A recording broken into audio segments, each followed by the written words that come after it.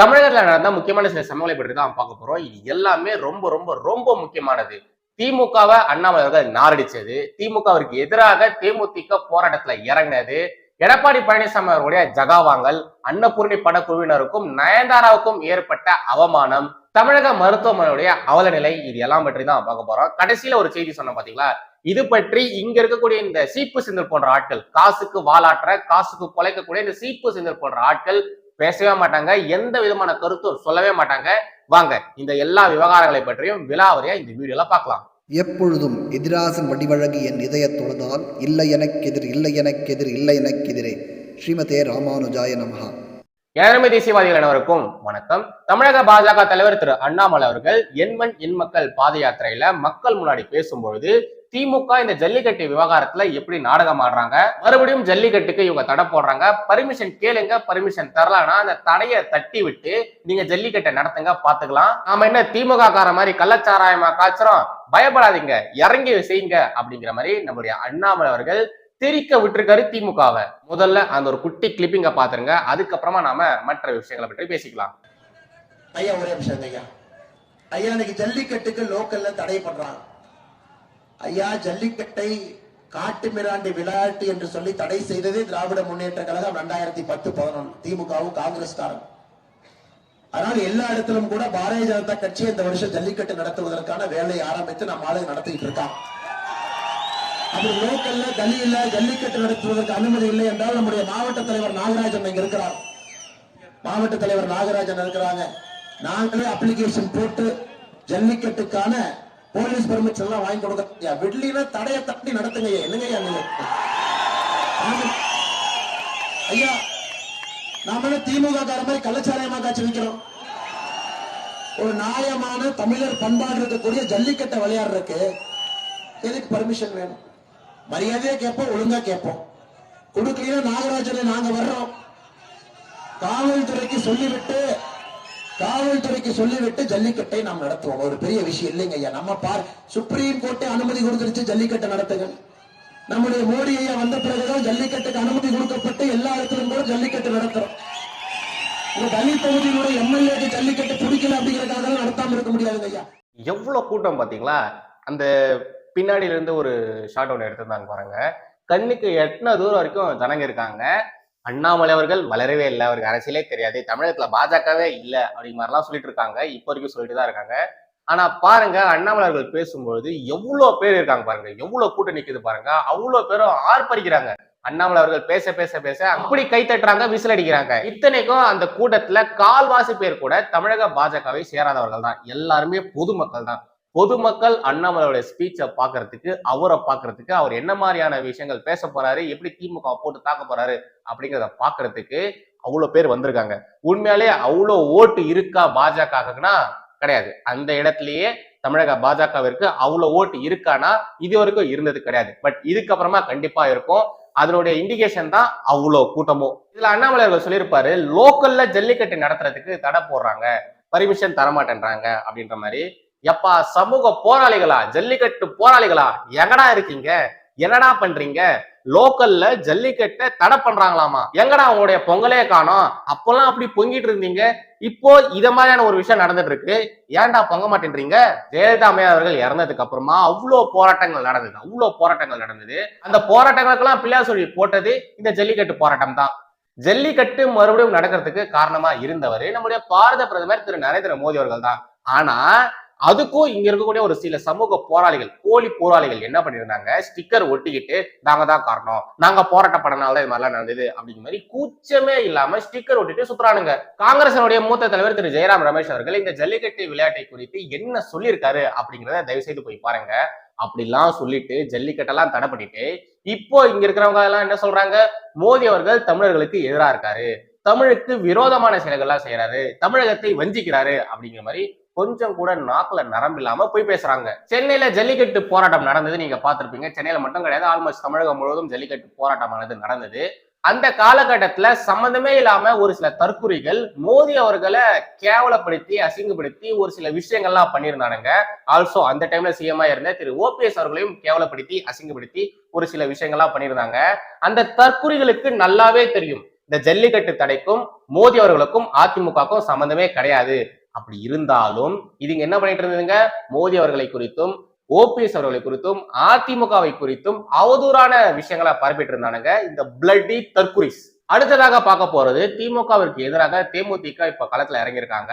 தேமுதிகவினுடைய பொதுச் செயலாளர் திருமதி பிரேமலதா விஜயகாந்த் அவர்கள் திமுகவிற்கு எதிராக ஒரு போராட்டத்தை அனௌன்ஸ் பண்ணியிருக்காங்க. இங்க சைடுல ஒரு நியூஸ் கார்டு ஒன்று போறேன், தயவுசெய்து பாருங்களேன். திமுகவை கண்டித்து தேமுதிக உண்ணாவிரத போராட்டம். விஜயகாந்தின் மக்கள் பணிகளை அழிக்க துடிக்கும் திமுகவினர் மற்றும் அதற்கு துணை போகும் அரசு அதிகாரிகளை கண்டித்து ஜனவரி 20ஆம் தேதி கள்ளக்குறிச்சி மாவட்ட தேமுதிக சார்பில் உண்ணாவிரத போராட்டம் நடைபெறும் அப்படிங்கிற மாதிரி பிரேமலதா விஜயகாந்த் அவர்கள் சொல்லியிருக்காங்க. அதாவது என்ன விஷயம்னா, திரு விஜயகாந்த் அவர்கள் ரிஷிவந்தியம் தொகுதியில சட்டமன்ற உறுப்பினரா இருக்கும்போது அங்கிருந்த மக்களுக்காக ஏகப்பட்ட விஷயங்கள் செஞ்சிருக்காரு. அங்க இருந்த மக்களுக்காக ஏகப்பட்ட விஷயங்கள் செஞ்சிருக்காரு. அத மக்களிடத்திலிருந்து அழிக்கணும் அப்படிங்கிறதுக்காக அங்க இருக்கக்கூடிய திமுகவினர் என்ன பண்ணிருக்காங்க, அங்க உள்ள அரசு அதிகாரிகளை தூண்டி விட்டு அதை எல்லாத்தையுமே அழிக்க பாக்குறாங்க அப்படிங்கிற மாதிரியான ஒரு குற்றச்சாட்டு எழுந்தது. அதற்காக தான் அந்த ஒரு விஷயத்தை எதிர்ப்பு தெரிவிச்சுட்டு தான் பிரேமலதா விஜயகாந்த் அவர்கள் இப்படிப்பட்ட ஒரு உண்ணாவிரத போராட்டத்தை அனௌன்ஸ் பண்ணியிருக்காங்க. என்ன மேடம், நீங்க 2021 திமுக வின் பண்ணதுக்கு அப்புறமா இந்த திமுக ஊபிஸ்கள், திமுக உடன்பிறப்புகள் இவங்களாம் என்ன பண்ணாங்க அப்படிங்கறத நீங்க பாத்தீங்களா இல்லையா?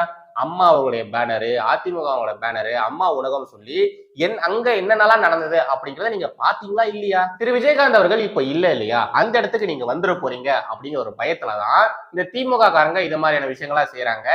இது வெறும் அரசியல் சித்து விளையாட்டு மட்டும்தான். திரு விஜயகாந்த் அவர்கள் மக்கள் மனசுல இருக்காரு. சோ நீங்க எதுக்குமே பயப்படாதீங்க, எதுவுமே ஆகாது.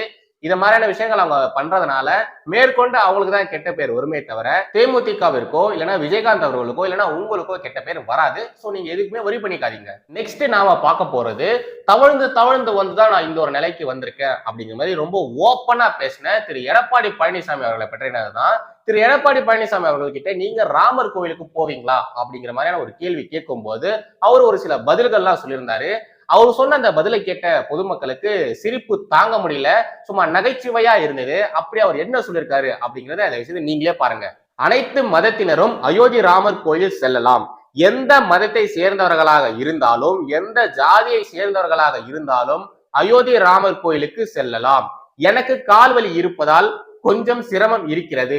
எனவே வாய்ப்பிருந்தால் ராமர் கோயில் கும்பாபிஷேகத்தில் கலந்து கொள்வேன் அப்படிங்கிற மாதிரி முன்னாள் முதலமைச்சர் திரு எடப்பாடி பழனிசாமி அவர்கள் சொல்லியிருக்காரு.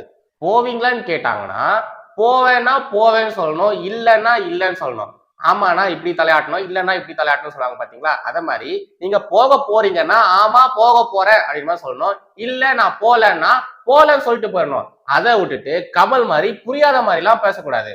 ஆமா அதெல்லாம் இருக்கட்டும், இது என்னது இது, எந்த மதத்தை சேர்ந்தவர்களாகவும் இருந்தாலும் பரவாயில்ல நீங்க ராமர் கோயிலுக்கு போகலாம்னு சொல்றீங்க. ஃபர்ஸ்ட் அதை சொல்றதுக்கு நீங்க யாரு சார்? Who are you? நீங்க யாரு? அதெல்லாம் நீங்க சொல்லவே கூடாது சார். எங்க இந்த மெக்கா மெதனாவிற்கு எந்த மதத்தை சேர்ந்தவர்களாலும் போகலாம் அப்படின்னு சொல்லுங்களா பாப்போம். சொல்ல மாட்டீங்கல்ல. அதே மாதிரி இந்த ஆர்சி சர்ச்சுக்கு பெந்தகோஸ்துக்காரங்க போலாம், பெந்தகோஸ்து சர்ச்சுக்கு சிஎஸ்ஐ காரங்க போலாம் அப்படின்னு சொல்லுங்களா பாப்போம். சொல்லுவீங்க? சொல்ல மாட்டீங்க. அப்படி இருக்கும் பொழுது இந்து கோயில்னு வரும்போது மட்டும் எந்த மதத்தை சேர்ந்தவர்கள் வேணாலும் போலாம் அப்படின்னு மாதிரி எதுக்கு நீங்க சொல்றீங்க? அப்புறம் இவர் என்ன சொல்கிறாரு, எனக்கு கால்வலி இருப்பதால் கொஞ்சம் சிரமம் இருக்கிறது அப்படி மாதிரி சொல்கிறாரு. என்ன சார் இது? இது என்னது இது? இந்த சின்ன பசங்க ஸ்கூல்ல லீவ் வேணும்ன்றதுக்காக இந்த லீவ் லெட்டர் எழுதுவாங்க இல்லையா, as I am suffering from ஃபீவர்னு, அத மாதிரி இருக்கு நீங்க இதை சொல்றது. எனக்கு கால்வலி இருப்பதால் கொஞ்சம் சிரமமாக இருக்கிறது, ஆனாலும் எனக்கு வாய்ப்பு கிடைச்சா நான் போவேன். என்ன சார் இது? அதுக்கு முன்னாடி எஸ்டிபிஐ கிட்ட பர்மிஷன் வாங்கிடுங்க. நான் இந்த மாதிரி போலாமா அப்படின்ற மாதிரி ஃபர்ஸ்ட் நீங்க அவங்க கிட்ட பர்மிஷன் வாங்கிடுங்க. அவங்க ஓகே சொன்னாங்கன்னா நீங்க போங்க. அப்புறமா உங்களுக்கு ஓட்டு கீட்டு போடாம போயிட போறாங்க, அதுக்காண்டி சொன்னேன் சார். அடுத்ததாக நம்ம பார்க்க போறது loser star, ladies loser star Nayanthara அவர்கள் நடிச்ச இந்த அன்னபூர்ணி படத்தின் மீது ஒரு வழக்கு ஒண்ணு போட்டிருந்தாங்க. அந்த வழக்கினுடைய அப்டேட் பற்றி தான் பார்க்க போறோம். அந்த ஒரு வழக்கு கொஞ்சம் சீரியஸா போனதுனால இந்த ஒரு திரைப்படத்தை நெட்ஃபிளிக்ஸ்ல இருந்து எடுத்துட்டு இருக்காங்க. இந்த ஜி இருக்கு பாத்தீங்களா, அவங்க மன்னிப்பும் கேட்டிருக்காங்க. அண்ட் ஆல்சோ அவங்களும் இந்த படத்தை வாபஸ் வாங்கியிருக்காங்க. சர்ச்சைக்குரிய வசனங்கள் இருக்கக்கூடிய அந்த சீன்ஸ் எல்லாத்தையும் கட் பண்ணி அதுக்கப்புறமா நாங்க ரீரிலீஸ் பண்ணுவோம் அப்படி மாதிரி ஒரு விஷயத்தையும் சொல்லியிருக்காங்க. இங்க ஒரு நியூஸ் கார்டு ஒன்று போற விஷயம் அதை பாருங்க. மத உணர்வுகளை புண்படுத்தியதாக புகார், நயன்தாரா படம் நீக்கம்.